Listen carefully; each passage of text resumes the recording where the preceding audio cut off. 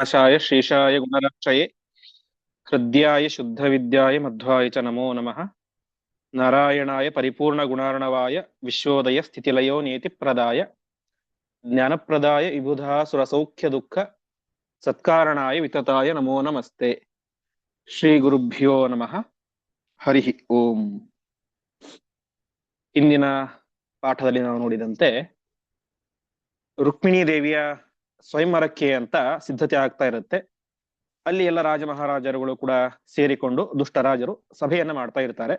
ಶ್ರೀಕೃಷ್ಣನನ್ನ ಹೇಗಾದರೂ ಕೂಡ ಅಲ್ಲಿಗೆ ಬರದಂತೆ ತಡಿಬೇಕು. ಬರದೇ ತಡಿಲಿಕ್ಕೆ ಹೇಗ್ ಸಾಧ್ಯ?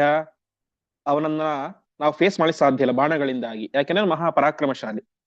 ಮತ್ತೇನ್ ಮಾಡ್ಬೇಕು?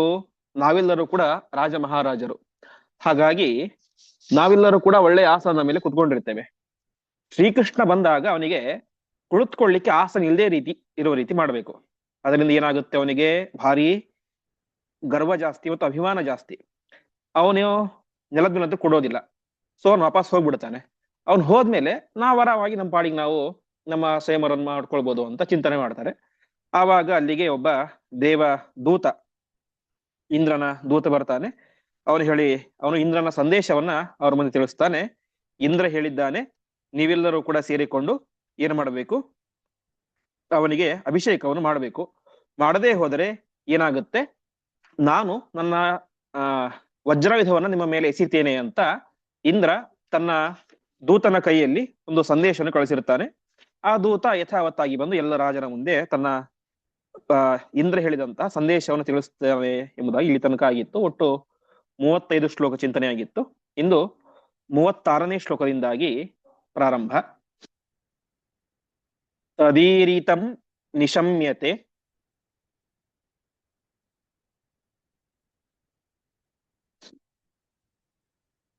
ಪುನಃ ಸುತಪ್ತ ಚೇತಸಃ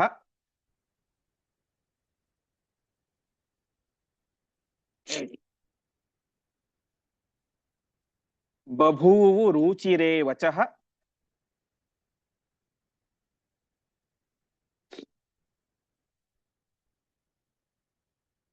ಸುಗರ್ವಿತೋ ಹಿ ವಾಸವಃ.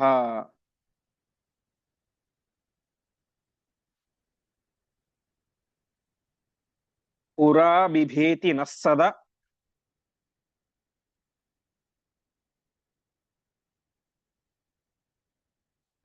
ಪ್ರತಿಸ್ಮ ವಾಸವಃ.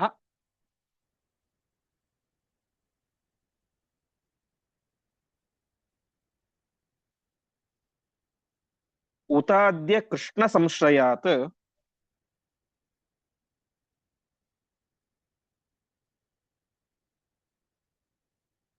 ದೃಢಂ ವಿಭೀಷಯತ್ಯಸೌ.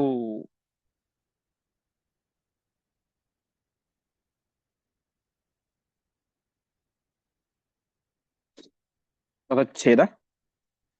ತದೀರಿತಂ ನಿಶಮ್ಯ ತೇ ಪುನಃ ಸುತಪ್ತಚೇತಸಃ ಬಭೂವುಃ ಊಚಿರೆ ವಚಃ ಸುಗರ್ವಿತಃ ಹಿ ವಾಸವಃ.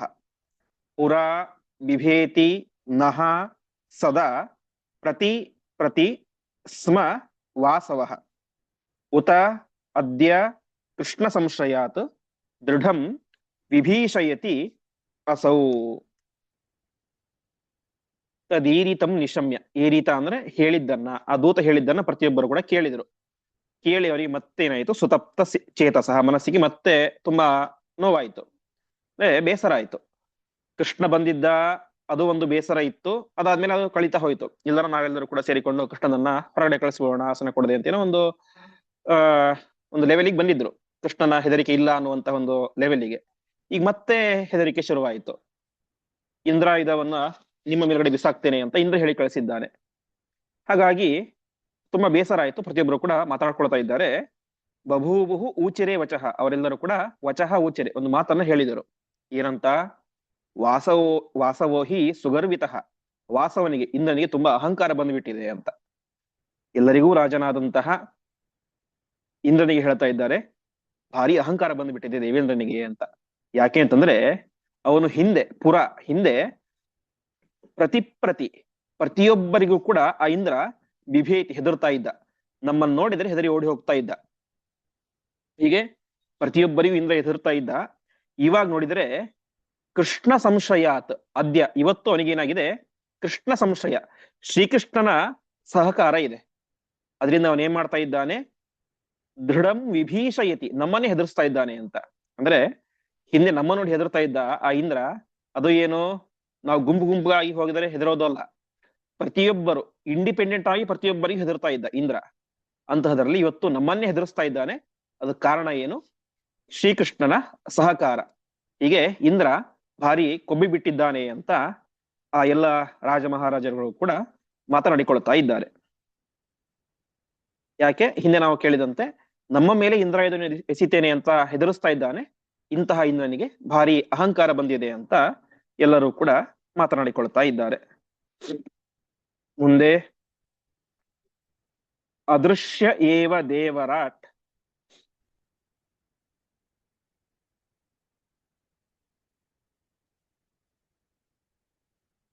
ಯದಿ ಸ್ಮ ವಜ್ರ ಮುತ್ಸೃಜೇತ್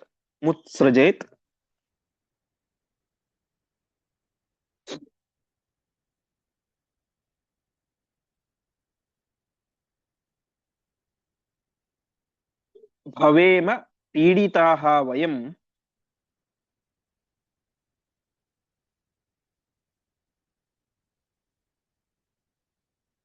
ವರಾದ ಮೃತ್ಯವೋಪಿಹಿ.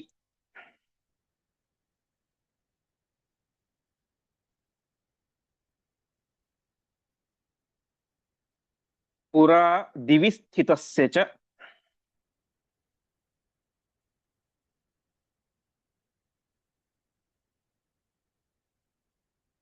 ಪ್ರಮರ್ದನೆ ವಯಂ ಕ್ಷಮಾಃ.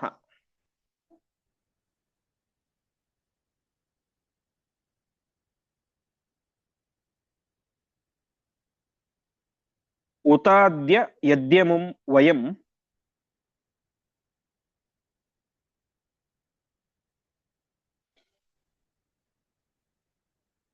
ವ್ರಜೇಮ ಕೃಷ್ಣ ಏಷ್ಯತಿ.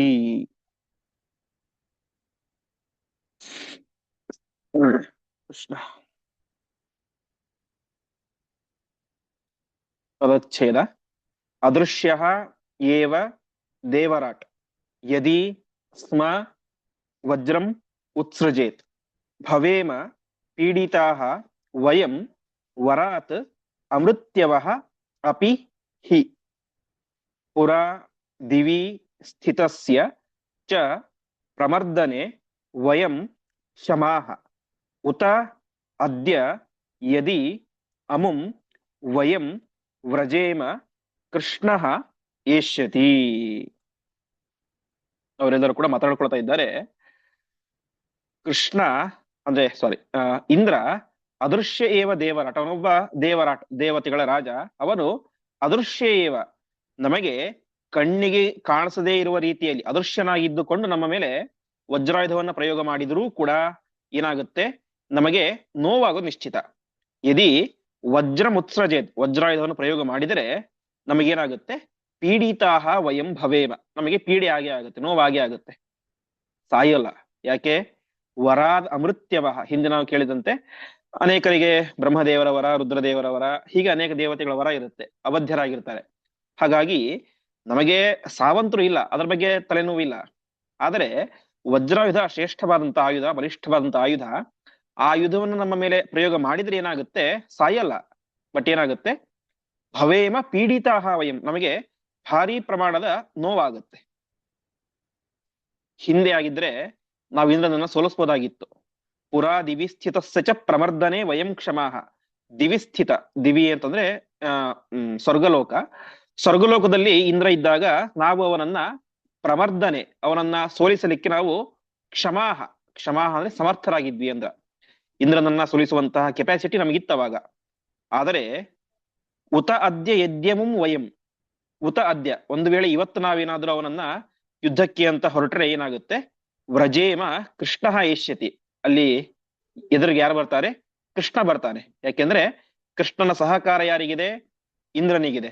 ಇದ್ದಕ್ಕೋಸ್ಕರವೇನೆ, ಅಂದ್ರೆ ಕೃಷ್ಣನ ಸಹಕಾರ ಇಂದ್ರನಿಗೆ ಇರುವ ಹಿನ್ನೆಲೆಯಲ್ಲೇನೆ ಅವನು ಇಷ್ಟು ಉದ್ಧಟತನವನ್ನು ತೋರಿಸ್ತಾ ಇದ್ದಾನೆ. ಯಾಕೆಂದ್ರೆ ನಾವೆಲ್ಲ ಹಿಂದೆ ಕೇಳಿದಂತೆ ಆ ಗೋವರ್ಧನೋದ್ಧರ ಪ್ರಸಂಗ, ಇಂದ್ರ ಅಹಂಕಾರವನ್ನು ತೋರಿಸಿದ ಪರಮಾತ್ಮನ ಮುಂದೆ, ಕೊನೆಗೆ ತಾನು ಸೋಲೊಪ್ಪಿಕೊಂಡು ಪರಮಾತ್ಮನಿಗೆ ಶರಣಾಗತನಾಗ್ತಾನೆ. ಆ ಹಿನ್ನೆಲೆಯಲ್ಲಿ ಪರಮಾತ್ಮನ ಸಾಮರ್ಥ್ಯದ ಅರಿವು ಇಂದ್ರನಿಗಿದೆ, ಪರಮಾತ್ಮನ ಸಹಕಾರವೂ ಇದೆ. ಹಾಗಾಗಿ ನಾವೇನಾದ್ರೂ ಇವತ್ತು ಇಂದ್ರನನ್ನ ಎದುರಿಸ್ತೀವಿ ಅಂತ ಹೊರಟ್ರೆ ಏನಾಗುತ್ತೆ, ಕೃಷ್ಣ ಎದುರಿಗೆ ಬರ್ತಾನೆ. ಕೃಷ್ಣ ಎದುರಿಗೆ ಬಂದ್ರೆ ನಾವು ಅವನನ್ನು ಸೋಲಿಸ್ಲಿಕ್ಕೆ ಸಾಧ್ಯ ಇಲ್ಲ. ಒಟ್ಟಿನಲ್ಲಿ ಇವತ್ತು ನಾವು ಇರುವ ಪರಿಸ್ಥಿತಿಯಲ್ಲಿ ಯುದ್ಧ ಮಾಡಿ ಇಂದ್ರನನ್ನ ಸೋಲಿಸಲಿಕ್ಕೆ ಸಾಧ್ಯ ಇಲ್ಲ. ಈ ರೀತಿಯಾದಂತಹ ನಿರ್ಣಯಕ್ಕೆ ಪ್ರತಿಯೊಬ್ಬರು ಕೂಡ ಬರ್ತಾ ಇದ್ದಾರೆ. ಹಿಂದೆ ಹೇಳಿದಂತೆ ಸಾವಂತರು ಇಲ್ಲ ನಮಗೆ, ಆದರೆ ನೋವಾಗೋದು ನಿಶ್ಚಿತ. ಹಾಗಾಗಿ ನಾವೇನ್ ಮಾಡ್ಬೇಕು ಅಂತ ಎಲ್ಲ ರಾಜ ಮಹಾರಾಜರುಗಳು ಕೂಡ ಯೋಚನೆ ಮಾಡ್ತಾ ಇರ್ತಾರೆ. ಮುಂದೆ ಅತೋಭಿಷೇಚನಾತ್ ಯತ್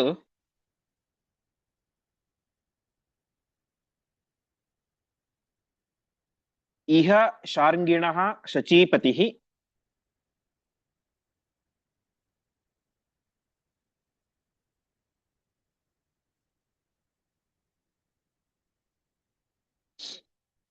ನವಜ್ರಮುತ್ಸೃಜೇತ್ ತದಾ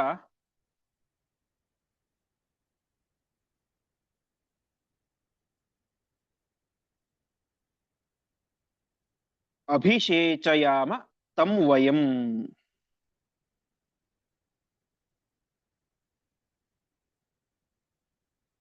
ನಿಮಿಷ.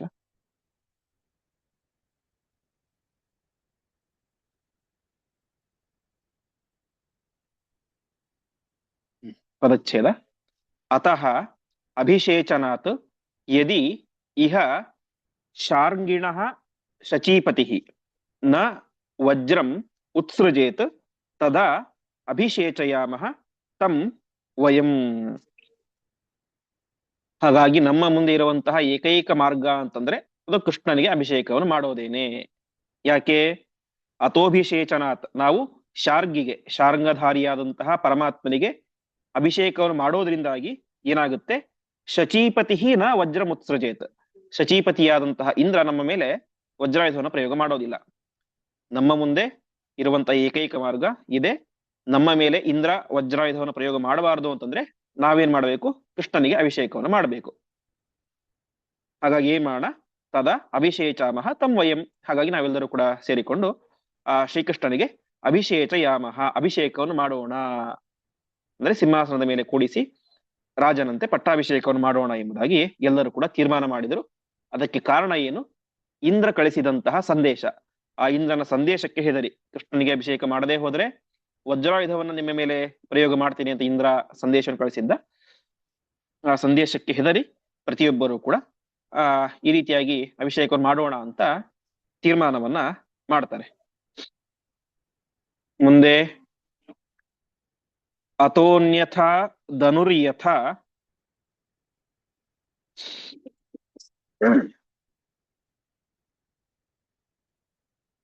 ವರಾತ್ ಅಮೃತ್ಯುಕೋಪಿ ಸನ್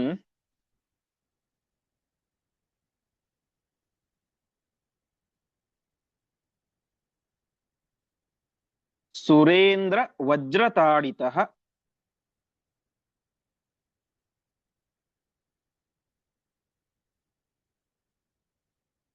ಬಭೂವ ಕುಕ್ಷಿಗಾಸ್ಯಯುಕ್.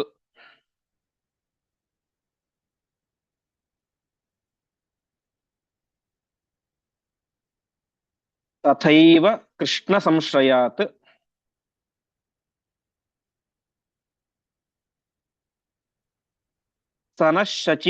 ಸನಃಶಚೀಪತಿರ್ನಯೇತ್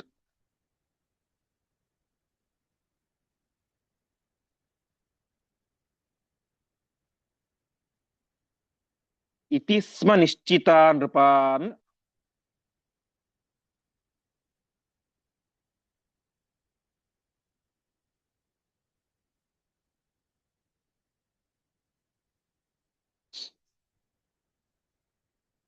ಅಯಾತಯಂತ ಶೌರಯೇ.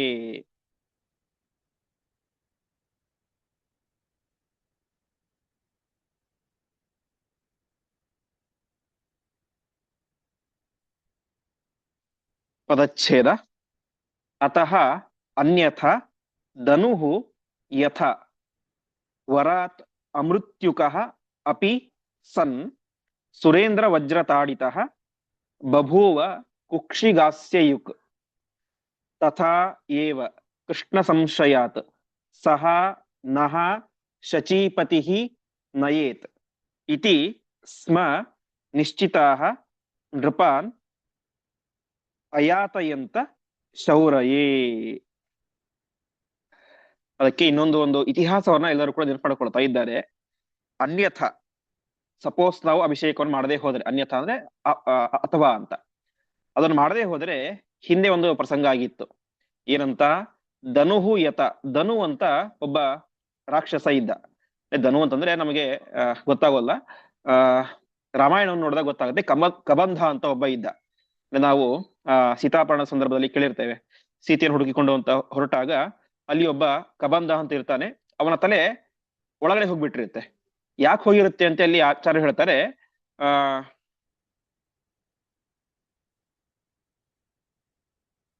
ವಜ್ರಪತನಾತ್ ಅತಿಕುಂಚಿತಸ್ಯ ಅಂತ ಹೇಳ್ತಾರೆ. ಅಂದ್ರೆ ದೇವೇಂದ್ರ ವಜ್ರಾಯುಧವನ್ನು ಪ್ರಯೋಗ ಮಾಡಿ ಅವನನ್ನ ಹೊಟ್ಟೆ ಒಳಗಡೆ ಹೋಗಿಸ್ಬಿಟ್ಟಿದ್ದ ಅವನ ತಲೆಯನ್ನ ಅಂತ. ಹಾಗಾಗಿ ಅಲ್ಲಿ ಏನಾಗಿತ್ತು, ಧನು ಅಂದ್ರೆ ಧನುವಿನ ಅವತಾರ ಕಬಂಧ ಅಂತ.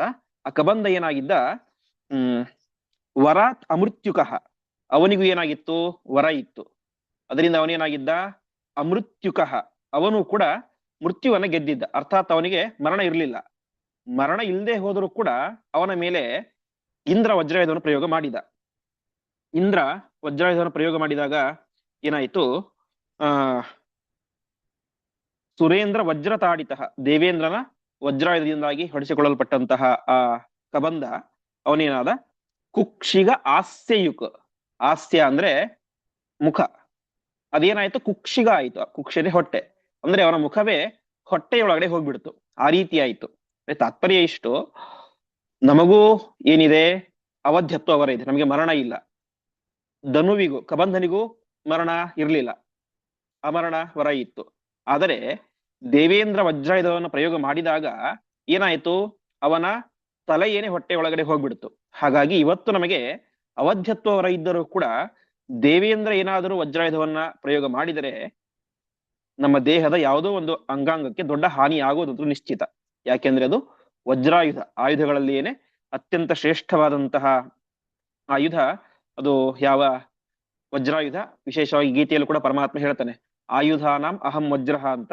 ಆ ರೀತಿಯಾಗಿ ವಿಭೂತಿ ರೂಪವನ್ನು ಹೇಳ್ಬೇಕಾದ್ರೆ ಹೇಳ್ತಾನೆ, ಆ ಆಯುಧಗಳಲ್ಲಿ ನನ್ನ ವಿಭೂತಿ ರೂಪ ವಜ್ರಾಯುಧದಲ್ಲಿ ಇದೆ ಅಂತ. ಆ ರೀತಿಯಾಗಿ ಶ್ರೇಷ್ಠವಾದಂತಹ ಆಯುಧ ನಮಗೆ ಹಾನಿಯಾಗೋದಂತೂ ನಿಶ್ಚಿತ. ಹಾಗಾಗಿ ನಾವೇನ್ ಮಾಡ್ಬೇಕು, ತಥೈವ ಕೃಷ್ಣ ಸಂಶಯಾತ್ ಸನಃ ಶಚೀಪತಿ ನಯೇತ್. ಕೃಷ್ಣನ ಆಶ್ರಯವು ಕೂಡ ಯಾರಿಗಿದೆ, ದೇವೇಂದ್ರನಿಗಿದೆ. ಹಾಗಾಗಿ ಆ ಶಚೀಪತಿಯಾದಂತಹ ಇಂದ್ರ ನಮಗೆ ಏನಾದರೂ ಒಂದು ದೊಡ್ಡ ಹಾನಿಯನ್ನು ಮಾಡೋದಂತೂ ನಿಶ್ಚಿತ. ಕೊಲ್ಲಲಿಕ್ಕೆ ಸಾಧ್ಯವಾಗದೆ ಹೋದರೂ ಕೂಡ ನಮಗೊಂದು ಅಪಾರವಾದಂತಹ ಹಾನಿ ಆಗೇ ಆಗುತ್ತೆ ಅಂಗಾಂಗಗಳಿಗೆ.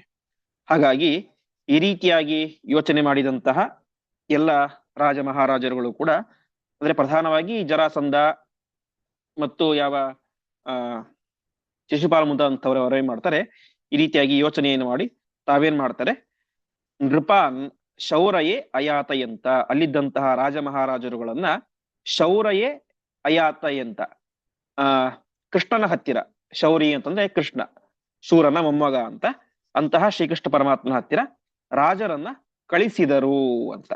ಮುಂದಿನ ಶ್ಲೋಕ ನೋಡಿದಾಗ ಅರ್ಥ ಆಗುತ್ತೆ, ಜರಾಸಂಧ ಶಿಶುಪಾಲ ಅವರೆಲ್ಲ ಯಾಕೆ ಹೋಗ್ಲಿಲ್ಲ, ಬೇರೆ ರಾಜರನ್ನ ಮಾತ್ರ ಯಾಕೆ ಕೃಷ್ಣನಿಗೆ ಅಭಿಷೇಕ ಮಾಡಿ ಕಳಿಸಿದ್ರು ಅಂತ ಮುಂದೆ ನೋಡಿದಾಗ ಗೊತ್ತಾಗುತ್ತೆ. ಒಟ್ಟಿನಲ್ಲಿ ದೇವೇಂದ್ರನ ವಜ್ರಾಯುಧಕ್ಕೆ ಹೆದರಿದಂತಹ ಎಲ್ಲ ರಾಜ ಮಹಾರಾಜರುಗಳು ಕೂಡ ಈ ರೀತಿಯಾಗಿ ಆಲೋಚನೆ ಮಾಡ್ತಾರೆ. ನಮಗೆ ಅವಧ್ಯತ್ವ ವರ ಇರಬಹುದು, ಆದರೆ ವಜ್ರಾಯುಧ ತುಂಬಾ ಶ್ರೇಷ್ಠವಾದದ್ದು. ಅದರಿಂದಾಗಿ ನಮಗೆ ಏನಾದ್ರೂ ಒಂದು ಹಾನಿ ಆಗೇ ಆಗುತ್ತೆ, ನೋವಾಗೇ ಆಗುತ್ತೆ. ಯಾಕೆಂತಂದ್ರೆ ಅದಕ್ಕೆ ಕಬಂಧನೇ ಸಾಕ್ಷಿ. ಕಬಂಧನಿಗೂ ಅವಧ್ಯತ್ವ ವರ ಇತ್ತು, ಆದರೆ ಅವನ ತಲೆಯೇನೆ ಹೊಟ್ಟೆ ಒಳಗಡೆ ಹೋಗ್ಬಿಡ್ತು. ಹಾಗಾಗಿ ನಾವು ಅದನ್ನು ಉದಾಸೀನ ಮಾಡಬಾರ್ದು. ನಾವು ಚೆನ್ನಾಗಿರ್ಬೇಕು, ನಮ್ಮ ಅಂಗಾಂಗಗಳು ಚೆನ್ನಾಗಿರ್ಬೇಕು ಅಂತಂದ್ರೆ ನಾವೇನ್ ಮಾಡ್ಬೇಕು, ಶ್ರೀಕೃಷ್ಣನಿಗೆ ಹೋಗಿ ಅಭಿಷೇಕವನ್ನು ಮಾಡಬೇಕು ಅಂತ ತೀರ್ಮಾನವನ್ನು ಮಾಡಿ ಈ ಜರಾಸಂಧ ಮುಂತಾದಂತಹ ಪ್ರಮುಖರೆಲ್ಲರೂ ಕೂಡ ಅಲ್ಲಿ ಇದ್ದಂತಹ ಮಹಾರಾಜರುಗಳನ್ನ ನೀವೆಲ್ಲರೂ ಹೋಗಿ ಶ್ರೀಕೃಷ್ಣ ಪರಮಾತ್ಮನಿಗೆ ಅಭಿಷೇಕವನ್ನು ಮಾಡಿ ಅಂತ ಅವರನ್ನ ಕಳಿಸಿದರು. ಮುಂದೆ ಸಮಸ್ತಶೋ ಜರಾಸುತ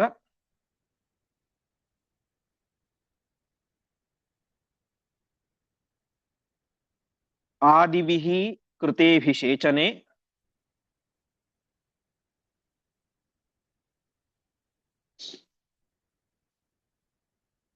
ಅತೀವ ಭಗ್ನಮಾನಕಾನ್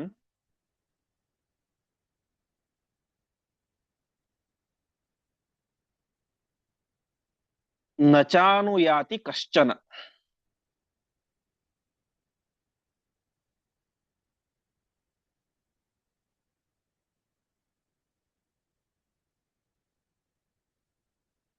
ಸಮಾಶ್ರಯಂ ಚ ಕೇಶವಂ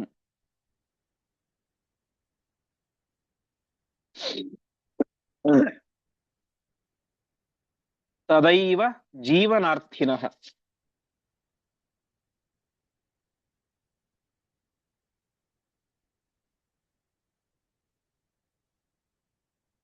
ಪ್ರಕುರ್ಯುರಾ ಆಸುರ ಅಪಿ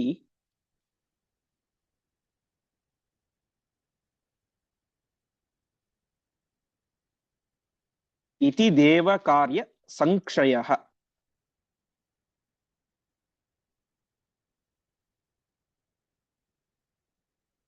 ಪದಚ್ಛೇದ.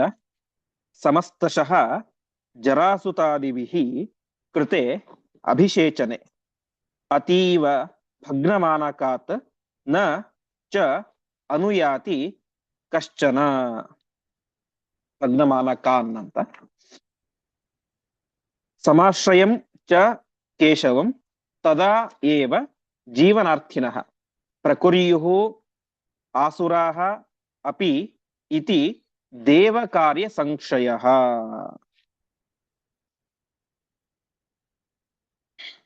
ಇನ್ನು ಜರಾಸಂಧಾದಿಗಳು ಹೋಗ್ಲಿಲ್ಲ ಅಭಿಷೇಕ ಮಾಡ್ಲಿಕ್ಕೆ. ಯಾಕೆ ಹೋಗ್ಲಿಲ್ಲ ಅಂತ ಹೇಳಿದ್ರೆ ಅಲ್ಲಿ ದೇವೇಂದ್ರನೇ ಅವ್ರಿಗೆ ಹೇಳಿದ್ದ ನೀ ಹೋಗ್ಬೇಡಿ ಅಂತ. ದೇವೇಂದ್ರ ಆ ರೀತಿಯಾಗಿ ಯಾಕೆ ಹೇಳಿದ್ದ, ಆ ರೀತಿಯಾಗಿ ಹೇಳುವ ಹಿನ್ನೆಲೆ ಏನಿತ್ತು ಅಂತ ಇಲ್ಲಿ ಆಚಾರ್ಯರು ತಿಳಿಸ್ತಾ ಇದ್ದಾರೆ. ದೇವೇಂದ್ರನ ಆಲೋಚನೆ ಯಾವ ರೀತಿ ಇತ್ತು ಅಂತ ತಿಳಿಸ್ತಾ ಇದ್ದಾರೆ. ಸಮಸ್ತಶೋ ಜರಾಸುತಾದಿಭಿಃ ಕೃತೆ ಅಭಿಷೇಚನೆ. ಜರಾಸಂಧ ಮುಂತಾದಂತಹ ಎಲ್ಲ ರಾಜ ಮಹಾರಾಜರುಗಳು ಕೂಡ ಹೋಗಿ ಅಲ್ಲಿ ಅಭಿಷೇಚನೆ ಕೃತೆ ಶ್ರೀಕೃಷ್ಣ ಪರಮಾತ್ಮನಿಗೆ ಪಟ್ಟಾಭಿಷೇಕವನ್ನು ಮಾಡಿದರೆ ಅದರಿಂದ ಏನಾಗುತ್ತೆ, ಅತೀವ ಭಗ್ನಮಾನಕಾತ್, ಅದರಿಂದ ಏನಾಗುತ್ತೆ ಜರಾಸಂಧಾದಿಗಳಿಗೆ ಅವಮಾನ ಆಗುತ್ತೆ ಒಂದು ರೀತಿ. ಯಾಕೆಂದ್ರೆ ಜರಾಸಂಧ ಆಗಿನ ಕಾಲದ ತುಂಬಾ ಬಲಿಷ್ಠ ವ್ಯಕ್ತಿ. ಹಿಂದೆ ನಾವು ನೋಡಿದಂತೆ ಆಗಿನ ಕಾಲದ ಶೈವರೆಲ್ಲರಿಗೂ ಕೂಡ ಅತ್ಯಂತ ಎತ್ತರ ಸ್ಥಾನದಲ್ಲಿ ಗುರುಸ್ಥಾನದಲ್ಲಿ ಇದ್ದಂತಹ ವ್ಯಕ್ತಿ. ಅಂತಹ ಯಾರು ಜರಾಸಂಧನೇನೆ ಅಲ್ಲಿಗೆ ಹೋಗಿ ಶ್ರೀಕೃಷ್ಣನಿಗೆ ಅಭಿಷೇಕ ಮಾಡಿಬಿಟ್ರೆ ಅದು ಒಂದು ರೀತಿ ಜರಾಸಂಧನಿಗೆ ಶೇಮ್ ಆದಂತೆ, ಅವಮಾನ ಆದಂತೆ. ಸೊ ಜರಾಸಂಧನಿಗೆ ಏನಾದ್ರೂ ಅವಮಾನ ಆದ್ರೆ ಅವಾಗ ಏನಾಗುತ್ತೆ, ಜರಾಸಂಧನೇ ಕೃಷ್ಣನಿಗೆ ಅಭಿಷೇಕ ಮಾಡಿಬಿಟ್ಟ, ನಾವ್ಯಾಕೆ ಅವ್ರನ್ನ ಫಾಲೋ ಮಾಡಬೇಕು ಅಂತ ಉಳಿದ ದುಷ್ಟರು ಯಾರು ಕೂಡ ಏನ್ ಮಾಡೋದಿಲ್ಲ, ಜರಾಸಂಧನನ್ನ ಫಾಲೋ ಮಾಡೋದಿಲ್ಲ. ಸಮಸ್ತಶೋ ಜರಾಸುತಾದಿಭಿಃ ಕೃತೆ ಅಭಿಷೇಚನೆ ಅತೀವ ಭಗ್ನಮಾನಕಾತ್ ನಚಾನುಯಾತಿ ಕಶ್ಚನ. ಹಾಗಾಗಿ ಏನಾಗುತ್ತೆ, ಜರಾಸಂಧಾದಿಗಳಿಗೆ ಅವಮಾನ ಆಗುತ್ತೆ. ಅವಮಾನ ಆದಾಗ ಏನಾಗುತ್ತೆ, ಜರಾಸಂಧ ಕೆಳಗಡೆ ಬಂದ. ಪರಮ ಶೈವ ಭಕ್ತ, ಶೈವರಿಗೆಲ್ಲರಿಗೂ ಕೂಡ ಗುರು ಅಂತ ಆಗಿದ್ದಂತಹ ಯಾವ ಜರಾಸಂಧ ತಾನು ಹೋಗಿ ಕೃಷ್ಣನಿಗೆ ಅಭಿಷೇಕ ಮಾಡಿದ್ರೆ ಏನಾಗುತ್ತೆ, ಅವನ ಲೆವೆಲ್ ಕಡಿಮೆ ಆಗುತ್ತೆ. ಆವಾಗ ಉಳಿದವರೆಲ್ಲರೂ ಕೂಡ ಅವನನ್ನ ಫಾಲೋ ಮಾಡೋದನ್ನ ಕಡಿಮೆ ಮಾಡ್ತಾರೆ. ಮುಂದೆ ಹೇಳುವಂತೆ ಸಮಾಶ್ರಯಂ ಚ ಕೇಶವಂ ತದೈವ ಜೀವನಾರ್ಥಿನಃ. ಕೊನೆಗೆ ಏನಾಗುತ್ತೆ ಅಂದ್ರೆ ಆ ದುಷ್ಟರಾಜರೆಲ್ಲರೂ ಕೂಡ ಅಭಿಷೇಕ ಮಾಡ್ಲಿಕ್ಕೆ ಹೋಗಿರ್ತಾರೆ. ಇದು ಇಂದ್ರನ ಆಲೋಚನೆ. ಹೋದಾಗ ಏನಾಗುತ್ತೆ, ಇನ್ನು ಜರಾಸಂಧನೇ ಬಂದು ಅಭಿಷೇಕ ಮಾಡ್ತಾ ಇದ್ದಾನೆ. ಇಷ್ಟು ದಿವಸ ಕೃಷ್ಣನನ್ನ ದ್ವೇಷ ಮಾಡ್ತಾ ಇದ್ದದ್ದು ಯಾರ ಹಿನ್ನೆಲೆಯಲ್ಲಿ, ಈ ಜರಾಸಂಧ ಶಿಶುಪಾಲ ಇವರೆಲ್ಲರೂ ಕೂಡ ನಮಗೆ ರಕ್ಷಣೆ ಒದಗಿಸ್ತಾರೆ ಅಂತ ನಾವು ಅವನ ಬಲವನ್ನು ನಂಬಿ ಕೃಷ್ಣನನ್ನ ದ್ವೇಷ ಮಾಡ್ತಾ ಇದ್ವಿ. ಇವತ್ ನೋಡಿದ್ರೆ ಈ ಜರಾಸಂಧನೇ ಒಂದು ಕೃಷ್ಣನಿಗೆ ಅಭಿಷೇಕ ಮಾಡಿ ನಮಸ್ಕಾರ ಮಾಡಿ ಆ ನೀರನ್ನ ಪ್ರೋಕ್ಷಣೆ ಮಾಡ್ಕೊಳ್ತಾ ಇದ್ದಾನೆ. ನಾವ್ ಯಾರನ್ನ ನಂಬೇಕು? ಹಾಗಾಗಿ ನಾವಂತೂ ಶರಣಾಗತರಾಗಿ ಬಿಡೋಣ ಕೃಷ್ಣನಿಗೆ. ಸಮಾಶ್ರಯಂ ಚ ಕೇಶವಂ ತದೈವ ಜೀವನಾರ್ಥಿನಃ. ಜೀವನಾರ್ಥಿ, ತಮ್ಮ ಬದುಕನ್ನು ಉಳಿಸಿಕೊಳ್ಳಿಕ್ಕೋಸ್ಕರ ಎಲ್ಲರೂ ಕೂಡ ಏನ್ ಮಾಡ್ಬಿಡ್ತಾರೆ, ದುಷ್ಟರಾಜರು ಕೃಷ್ಣನ ಪಾದಕ್ಕೆ ಎರಗಿ, ಪರಮಾತ್ಮ ದಯವಿಟ್ಟು ನಮ್ಮನ್ನು ಕ್ಷಮಿಸು, ಇಷ್ಟು ದಿವಸ ಏನೋ ಈ ಜರಾಸಂಧನ ಮಾತನ್ನ ಕೇಳಿ ನಿನ್ನನ್ನು ವಿರೋಧ ಮಾಡಿಬಿಟ್ಟಿದ್ವಿ, ಹಾಗಾಗಿ ನಮ್ಮನ್ನ ಕೊಲ್ಲಬೇಡ, ನಮ್ಮನ್ನ ರಕ್ಷಣೆ ಮಾಡುವಂತ ಏನ್ ಮಾಡ್ತಾರೆ, ಪ್ರಕುರ್ಯುಹು ಆಸುರಾಹ, ಎಲ್ಲ ಅಸುರರು ಅಂದ್ರೆ ಈ ರಾಜರೆಲ್ಲರೂ ಕೂಡ ಅಸುರರು. ಹಾಗಾಗಿ ಇವರೇನ್ ಮಾಡ್ತಾರೆ, ಜರಾಸಂಧನ ಮೇಲಿನ ನಂಬಿಕೆ ಕಡಿಮೆ ಆದಾಗ ಕೃಷ್ಣನ ಪಾದಕ್ಕೆ ಬಿದ್ದು ಬಿಡ್ತಾರೆ, ಪರಮಾತ್ಮ ದಯವಿಟ್ಟು ನಮ್ಮನ್ನು ರಕ್ಷಣೆ ಮಾಡುವಂತ. ಈ ರೀತಿ ಆದಾಗ ಏನಾಗುತ್ತೆ? ದೇವ ಕಾರ್ಯ ಸಂಕ್ಷಯ, ದೇವ ಕಾರ್ಯ ಎಂಬುದು ನಾಶವಾಗಿ ಹೋಗ್ಬಿಡುತ್ತೆ, ದೇವ ಕಾರ್ಯ ಆಗೋದಿಲ್ಲ. ದೇವ ಕಾರ್ಯ ಏನು? ಇವರೆಲ್ಲರೂ ಕೂಡ ಅಸುರರು. ಇವರಿಗೆ ಯೋಗ್ಯವಾದಂತ ಗತಿ ಅಂತಂದ್ರೆ ಅಂಧನ್ ತಮಸ್ಸು, ಅಲ್ಲಿ ಕಳಿಸ್ಬೇಕು. ಇವರು ನಾಳೆ ಕೃಷ್ಣನ ಪಾದಕ್ಕೆ ಹೋಗಿ ನಮಸ್ಕಾರ ಮಾಡಿ ಕೃಷ್ಣನ ಭಕ್ತರಾಗಿ ಬಿಟ್ರೆ, ಸೇವಕರಾಗಿ ಬಿಟ್ರೆ ಅಂಧ ತಮಸ್ಸಿಗೆ ಹೇಗಾಗ್ಲಿಕ್ಕೆ ಸಾಧ್ಯ? ಅದಾಗೋದಿಲ್ಲ. ಹಾಗಾಗಿ ಜರಾಸಂಧ ಆ ದೇವೇಂದ್ರ ಜರಾಸಂಧ, ಶಿಶುಪಾಲ, ರುಕ್ಮಿ, ಸಾಲ್ವ ಈ 4 ಜನರಿಗೆ ನೀವು ಹೋಗ್ಬೇಡಿ ಅಂತ ಹೇಳಿದ್ದ. ನೀವು ಹೋಗೋದ್ ಬೇಡ, ಇವ್ರನ್ನ ಬಿಟ್ಟು ಉಳಿದರೆಲ್ಲ ಹೋಗಿ ಅಂತ. ಯಾಕೆ ಹೇಳಿದ್ದ ಅಂತಂದ್ರೆ ಅದರ ಹಿನ್ನೆಲೆ ಇಷ್ಟೆಲ್ಲಾ ಇದೆ. ಇದನ್ನು ಆಚಾರ್ಯರು ನಮಗೆ ಸೂಕ್ಷ್ಮವಾಗಿ ನಿರ್ಣಯದ ರೂಪದಲ್ಲಿ ತಿಳಿಸಿಕೊಡ್ತಾ ಇದ್ದಾರೆ. ಜರಾಸಂಧ ಮುಂತಾದಂಥವರನ್ನ ಯಾಕೆ ದೇವೇಂದ್ರ ಹೋಗಬೇಡ ಅಂತ ಹೇಳಿದ ಅಂತಂದ್ರೆ, ಜರಾಸಂಧಾದಿಗಳು ಹೋದರೆ ಅವರ ಮೇಲಿನ ನಂಬಿಕೆ ಉಳಿದವರಿಗೆ ಕಡಿಮೆ ಆಗುತ್ತೆ. ಜರಾಸಂಧನಿ ಹೋಗ್ಬಿಟ್ಟ ನಮ್ ಕಥೆ ಏನು ಅಂತ ಜರಾಸಂಧನ ಮೇಲೆ ಅವರು ನಂಬಿಕೆಯನ್ನ ಕಡಿಮೆ ಮಾಡ್ಕೊಂಡ್ಬಿಡ್ತಾರೆ. ಜರಾಸಂಧನನ್ನ ಮುಂದೆ ಯಾರು ಕೂಡ ಫಾಲೋ ಮಾಡೋದಿಲ್ಲ. ಜರಾಸಂಧನನ್ನ ಮುಂದೆ ಯಾರು ಕೂಡ ಫಾಲೋ ಮಾಡೋದಿಲ್ಲ. ಮತ್ತೇನು ಮಾಡ್ತಾರೆ? ಪರಮಾತ್ಮನ ಪಾದಕ್ಕೆ ಶರಣಾಗತರಾಗಿ ಬಿಡ್ತಾರೆ. ಪರಮಾತ್ಮನ ಪಾದಕ್ಕೆ ಶರಣಾಗತರಾದರೆ ಅವರಿಗೆ ಯೋಗ್ಯವಾದಂತ ಗತಿ ಯಾವುದು? ಅಂಧತಮಸ್ಸು. ಅದು ಆಗೋದಿಲ್ಲ. ಯಾಕೆಂದ್ರೆ ಪರಮಾತ್ಮನ ಪಾದವನ್ನ ಆಶ್ರಯಿಸಿದಂತಹ ವ್ಯಕ್ತಿಗೆ ಅಂಧತಮಸ್ಸಾಗ್ಲಿಕ್ಕೆ ಸಾಧ್ಯ ಇಲ್ಲ. ಇದರಿಂದ ಏನಾಗುತ್ತೆ? ದೇವ ಕಾರ್ಯ ಸಂಶಯ, ದೇವತೆಗಳ ದೇವ ಕಾರ್ಯ ಇದು ಅಂದ್ರೆ ಅಸುರರನ್ನ ತಮಸ್ಸಿಗೆ ಕಳಿಸೋದು ಒಂದು ದೇವ ಕಾರ್ಯ, ಅದು ನಿಂತು ಹೋಗ್ಬಿಡುತ್ತೆ. ಹಾಗಾಗಿ ಇಷ್ಟೆಲ್ಲಾ ಹಿನ್ನೆಲೆಯಲ್ಲಿ ಇವನೇನ್ ಮಾಡಿದ? ದೇವೇಂದ್ರ ನೀವು ಹೋಗೋದು ಬೇಡ, ಅಂದ್ರೆ ಜರಾಸಂಧ ನೀವೆಲ್ಲರೂ ಹೋಗೋದು ಬೇಡ, ಉಳಿದ ರಾಜರನ್ನು ಕಳಿಸಿ ಎಂಬುದಾಗಿ ದೇವೇಂದ್ರ ಆ ದೂತರ ಮೂಲಕ ಹೇಳಿ ಕಳಿಸಿದ್ದ. ಮುಂದೆ ಇತೀಕ್ಷ ಪಾಕಶಾಸನ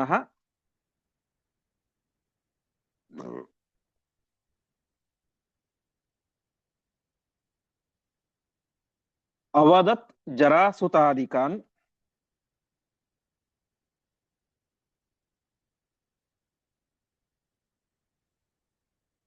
ಸುರುಕ್ಮಿ ಸಾಲ್ವಚೇದಿಪಃ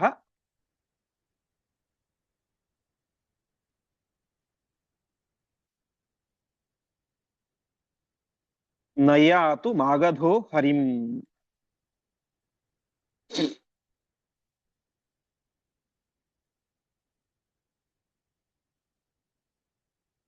ತತಸ್ತುತಾನ್ ವಿನಾಪರೆ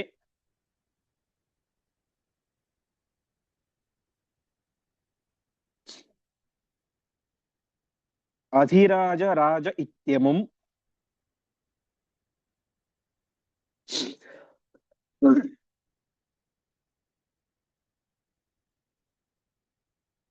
ತದಾಭಿಷೇಕ್ತು ಮುದ್ಯತಾಃ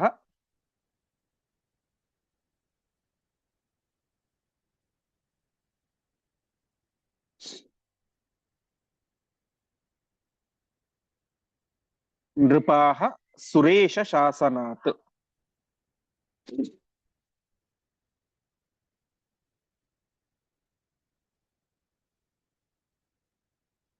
ಪದಚ್ಛೇದ ಇತಿ ಈಕ್ಷ ಪಾಕಶಾಸನಃ ಅವದತ್ ಜರಾಸುತಾದಿಕಾನ್ ಸುರುಕ್ಮಿ ಸಾಲ್ವಚೇದಿಪಃ ನ ಯಾತು ಮಾಗಧಃ ಹರಿಂ ತತಃ ತು ತಾನ್ ವಿನಾ ಪರೆ ಅಧಿರಾಜ ರಾಜಃ ಇತಿ ಅಮುಂ ತದಾ ಅಭಿಷೇಕ್ತುಂ ಉದ್ಯತಾಃ ನೃಪಾಃ ಸುರೇಶ ಶಾಸನಾತ್. ಈ ವಿಚಾರವನ್ನ ಆಚಾರ್ಯರು ಯಾಕೆ ನಿರ್ಣಯಾತ್ಮಕವಾಗಿ ಹೇಳಿದ್ರು ಅಂದ್ರೆ ಇಂದ್ರನ ಆಲೋಚನೆ ಯಾವ ರೀತಿ ಇತ್ತು ಅಂತಂತ ಯಾಕೆ ಹೇಳಿದ್ರು ಅಂತಂದ್ರೆ, ಅದಕ್ಕೆ ಹರಿವಂಶದಲ್ಲಿ ಏನು ಮಾತು ಬರುತ್ತೆ ಅಂತಂದ್ರೆ, ಈ ಸಂದರ್ಭದಲ್ಲಿ ಈ ಜರಾಸಂಧ ಮತ್ತು ರುಗ್ಮಿ ಇವರೆಲ್ಲರೂ ಕೂಡ ಹೋಗೋದು ಬೇಡ, ಬಲಿಷ್ಠರಾದಂತ ಪ್ರಖ್ಯಾತರಾದಂಥವ್ರು ಅಂತ. ಯಾಕೆ ಅಂತಂದ್ರೆ ರಂಗಸ್ಯ ಅಶೂನ್ಯತಾ ಹೇತೋಃ ತಿಷ್ಠಂತು ಇಹ ಪಾರ್ಥಿವಾಹ ಅಂತ ಅಲ್ಲಿ ಇಂದ್ರನ ಮಾತು. ಅಂದ್ರೆ ಎಲ್ಲ ರಾಜರು ಕೂಡ ಅಭಿಷೇಕಕ್ಕೆ ಅಂತ ಹೋಗ್ಬಿಟ್ರೆ ಏನಾಗುತ್ತೆ? ರಂಗಶೂನ್ಯ ಅಂದ್ರೆ ಒಂದು ಸ್ವಯಂವರದ ರಂಗ ಅಂತ ಇರುತ್ತೆ, ಅದು ಏನಾಗ್ಬಿಡುತ್ತೆ? ಶೂನ್ಯ, ಖಾಲಿಯಾಗಿ ಬಿಡುತ್ತೆ. ಆ ಸ್ವಯಂವರದ ರಂಗ ಯಾವತ್ತೂ ಕೂಡ ಶೂನ್ಯವಾಗಿರಬಾರ್ದು, ಅಲ್ಲಿ ಇರಬೇಕು, ಒಂದು ಕಳೆ ಇರುತ್ತೆ, ಅದಕ್ಕೊಂದು ರಾಜ ಮಹಾರಾಜರುಗಳು ಎಲ್ಲರೂ ಕೂಡ ಇರಬೇಕು ಆ ರಂಗದಲ್ಲಿ. ಹಾಗಾಗಿ ಎಲ್ಲ ರಾಜ ಮಹಾರಾಜರುಗಳು ಕೂಡ ಕೃಷ್ಣನಿಗೆ ಅಭಿಷೇಕಕ್ಕೆ ಅಂತ ಹೋಗ್ಬಿಟ್ರೆ ಅವಾಗ ಏನಾಗುತ್ತೆ? ರಂಗಸ್ಯ ಅಶೂನ್ಯ ಹೇತೋಹೋ, ರಂಗಸ್ಥಳ ಖಾಲಿಯಾಗ್ಬಿಡುತ್ತೆ, ಶೂನ್ಯ, ಯಾರು ಕೂಡ ಇರೋದೇ ಇಲ್ಲ. ಆ ರೀತಿಯಾಗಿ ಆಗಬಾರ್ದು, ಅದಕ್ಕೋಸ್ಕರ ನೀವು ಹೋಗ್ಬೇಡಿ ಅಂತ ಇರೋ ಮಾತು ಇಲ್ಲಿ ಹರಿವಂಶದಲ್ಲಿ. ಆ ಮಾತನ್ನ ಹೇಳಿರ್ತಾನೆ ಅಲ್ಲಿ. ಆ ದೇವದೂತ ಬಂದು ಹೇಳಿರ್ತಾನೆ, ಇಂದ್ರ ಹೇಳಿ ಕಳಿಸಿದ್ದಾನೆ, ಜರಾಸಂಧ ಇವರೆಲ್ಲರೂ ಕೂಡ ಹೋಗೋದ್ ಬೇಡ, ಶಿಶುಪಾಲ ಎಲ್ಲರೂ ಕೂಡ ಹೋಗೋದ್ ಬೇಡ. ಯಾಕೆಂದ್ರೆ ಎಲ್ಲರೂ ಕೂಡ ಹೋಗ್ಬಿಟ್ರೆ ರಂಗ ಖಾಲಿ ಆಗ್ಬಿಡುತ್ತೆ, ಹಾಗಾಗಿ ಹೋಗೋದ್ ಬೇಡ ಅಂತ ಹೇಳಿರ್ತಾನೆ. ಮೇಲೋಟಕ್ಕೆ ಅನ್ಸೋದೇನು ಇದೇ ಅರ್ಥ ಅಂತ ನಮಗೂ ಕೂಡ. ಆದರೆ ಆಚಾರ್ಯರು ಅದರ ಹಿನ್ನೆಲೆಯಲ್ಲಿ ಇರುವಂತಹ ಅಭಿಪ್ರಾಯವನ್ನು ಹೇಳ್ತಾ ಇದ್ದಾರೆ. ಇಂದ್ರ ಆ ರೀತಿಯಾಗಿ ಯಾಕೆ ಹೇಳಿದ ಅಂತ, ಅವನ ನಿಜವಾದಂತಹ ಉದ್ದೇಶ ರಂಗಸ್ಥಳ ಖಾಲಿಯಾಗಿ ಅಂತ ಅರ್ಥ ಅಲ್ಲ, ಹೊರತು ಜರಾಸಂಧಾದಿಗಳು ಕೂಡ ಹೋಗ್ಬಿಟ್ರೆ ಉಳಿದ ರಾಜರಿಗೆ ಜರಾಸಂಧನ ಮೇಲಿನ ನಂಬಿಕೆ ಕಡಿಮೆ ಆಗುತ್ತೆ, ಪರಮಾತ್ಮನ ಪಾದವನ್ನು ಅವರು ಆಶ್ರಯಿಸಿ ಬಿಡ್ತಾರೆ, ಅದರಿಂದಾಗಿ ಅವರಿಗೆ ಯೋಗ್ಯವಾದಂತಹ ಗತಿಯಾಗೋದಿಲ್ಲ. ಇಷ್ಟೆಲ್ಲಾ ಆಲೋಚನೆಯನ್ನು ಮಾಡಿದಂತಹ ದೇವೇಂದ್ರ ತಾನೇನ್ ಮಾಡಿದ, ಜರಾಸಂಧ ಮುಂದಂತವರಿಗೆ ನೀವು ಹೋಗೋದು ಬೇಡ ಅಂತ ಹೇಳಿದ ಅಂತ ಅದರ ಹಿನ್ನೆಲೆ. ಇಷ್ಟ ಆಯಿತು. ಇದಾದ ಮೇಲೆ ಇತಿ ಈಕ್ಷ ಪಾಕಶಾಸನ ಅವಧ ಸುತಾದಿಕಾನ್ ಇತಿ ಈಕ್ಷ ಅಂದ್ರೆ ಆಲೋಚನೆ ಅಂತ. ಈ ರೀತಿಯಾಗಿ ಆಲೋಚನೆ ಮಾಡಿ ಪಾಕಶಾಸನ ಅಂತಂದ್ರೆ ದೇವೇಂದ್ರನಿಗೆ ಪಾಕಶಾಸನ ಅಂತ ಹೆಸರು. ಈ ಹರಿಕಥಾಮೃತಸಾರದಲ್ಲಿ ಕೂಡ ಬರುತ್ತೆ, ಪಾಕಶಾಸನ ಮುಖ್ಯ ಸಕಲ ದಿವಕುಸರಿಗೆ ಅಂತ. ಇಂದ್ರನಿಗೆ ಯಾಕೆ ಪಾಕಶಾಸನ ಅಂತ ಹೆಸರು ಅಂತಂದ್ರೆ, ಪಾಕ ಅಂತ ಒಬ್ಬ ಅಸುರ ಇದ್ದ, ಅವನನ್ನು ನಾಶ ಮಾಡಿದ್ರಿಂದಾಗಿ ದೇವೇಂದ್ರನಿಗೆ ಪಾಕಶಾಸನ ಅಂತ ಹೆಸರು. ಅಂತಹ ದೇವೇಂದ್ರ ಇಷ್ಟೆಲ್ಲಾ ಆಲೋಚನೆ ಮಾಡಿ ಜರಾಸುತಾದಿಕಾನ್ ಸುರುಕ್ಮಿ ಸಾಲ್ವಚೇದೀಪ, ಜರಾಸಂಧ, ರುಕ್ಮಿ ಮತ್ತು ಸಾಲ್ವ ಮತ್ತು ಚೇದೀಪ ಅಂದ್ರೆ ಶಿಶುಪಾಲ, ನೀವೆಲ್ಲರೂ ಕೂಡ ನಯಾತು ಪರಮಾತ್ಮನಿಗೆ ಅಭಿಷೇಕ ಮಾಡ್ಲಿಕ್ಕೆ ನಯಾತು ಹೋಗೋದ್ ಬೇಡ ಅಂತ ಹೇಳಿದ್ದ. ಹರಿವಂಶದಲ್ಲಿ ಹೇಳಿದ ಕಾರಣ ರಂಗಶೂನ್ಯ ಆಗತ್ತೆ ಅಂತ. ಆ ನಿಜವಾದಂತ ಅಭಿಪ್ರಾಯ ಏನು ಅಂತ ಆಚಾರ್ಯರು ಇಲ್ಲಿ ನಿರ್ಣಯವನ್ನ ಕೊಟ್ಟಿದ್ದಾರೆ. ಇಷ್ಟು ಹೇಳಿದ. ಇದಾದ ಮೇಲೆ ಆ ದೇವೇಂದ್ರನ ಮಾತಿನಂತೆ ತತಸ್ತುತಾನ್ ವಿನಾಪರೆ, ಅವರನ್ನು ಬಿಟ್ಟು ಉಳಿದ ಎಲ್ಲರೂ ಕೂಡ ತಾವೇ ಮಾಡ್ತಾರೆ, ಅಲ್ಲಿಗೆ ಹೋಗಿ ಶ್ರೀಕೃಷ್ಣ ಪರಮಾತ್ಮನನ್ನ ಅಧಿರಾಜ ರಾಜ ಅಂದ್ರೆ ಇವತ್ತು ನಾವು ರಾಜಾಧಿರಾಜ ಅಂತ ಹೇಳ್ತೀವಲ್ಲ, ಅದೇ ಅಧಿರಾಜ ರಾಜ, ಎಲ್ಲ ರಾಜರುಗಳಿಗಿಂತಲೂ ಕೂಡ ಮೇಲೆ ಇರುವಂತವನು ಅಂತ. ಹಾಗಾಗಿ ಶ್ರೀಕೃಷ್ಣ ಪರಮಾತ್ಮನಿಗೆ ಎಲ್ಲರೂ ಕೂಡ ಅಧಿರಾಜ ರಾಜಾಧಿರಾಜ ಅಂತ ಹೋಗಿ ಅಭಿಷೇಕ ಮಾಡ್ಲಿಕ್ಕೆ ಉದ್ಯತಾಹ ರೆಡಿ ಆಗ್ತಾರೆ. ಹೀಗೆ ಪರಮಾತ್ಮನಿಗೆ ಆಸನವನ್ನೇ ಕೊಡಬಾರದು, ಅರ್ಘ್ಯಪಾದ್ಯಾದಿಗಳನ್ನು ಯಾವುದನ್ನೂ ಕೊಡಬಾರದು ಅಂತ ನಿರ್ಣಯ ಮಾಡಿದಂತಹ ರಾಜ ಮಹಾರಾಜರುಗಳಿಗೆ ದೇವೇಂದ್ರ ತನ್ನ ವಜ್ರಾಯುಧದ ಹೆದರಿಕೆಯನ್ನು ತೋರಿಸುವ ಮೂಲಕ ಅದೇ ಶ್ರೀಕೃಷ್ಣ ಪರಮಾತ್ಮನನ್ನ ಸಿಂಹಾಸನದ ಮೇಲೆ ಕೂಡಿಸಿ ಆ ರಾಜ ಮಹಾರಾಜರುಗಳೇನೆ ಅಭಿಷೇಕ ಮಾಡುವಂತೆ ಮಾಡಿದ. ಮುಂದೆ ಆ ಅಭಿಷೇಕ ಪ್ರಕ್ರಿಯೆ ಎಲ್ಲ ಯಾವ ರೀತಿಯಾಗಿ ನಡೆಯಿತು ಎಂಬುದಾಗಿ ತಿಳಿಸ್ತಾರೆ. ಆ ವಿಚಾರವನ್ನು ಮತ್ತೆ ನಾವು ನಾಳೆಯ ಪಾಠದಲ್ಲಿ ನೋಡೋಣ ಎಂಬುದಾಗಿ ಹೇಳ್ತಾ ಇಂದಿನ ಪಾಠವನ್ನ ಶ್ರೀಕೃಷ್ಣ ಅರ್ಪಣ ಮಸ್ತು.